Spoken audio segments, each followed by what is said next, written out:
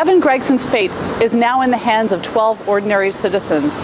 The judge told them in his final instructions on Tuesday that the only issue in this case is the mental element, what Kevin Gregson thought and knew when he stabbed Constable Eric Chapnick to death. Gregson has admitted that he killed Chapnick, and he's admitted that he knew that Chapnick was a working police officer at the time. That means the jury has to choose between manslaughter and first-degree murder. The Crown contends that on December 29, 2009, Gregson's world was crumbling around him.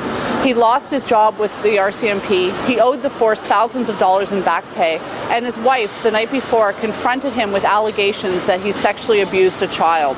It's murder if Gregson intended to kill Chapnick, if he intended to cause him bodily harm and was reckless about whether death ensued, and if he only intended to rob him, but knew that death was a possibility from stabbing him.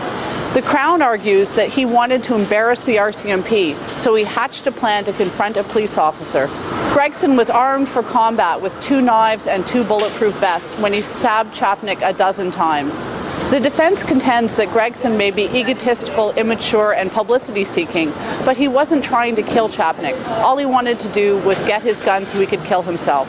The defense argues that Gregson, because of his advanced training as a police officer, a bodyguard, and an air marshal, acted reflexively, stabbing Chapnick when the officer punched him in the face. The 8 men and 4 women in the jury are now sequestered until they reach a verdict. Megan Gillis, Sun Media.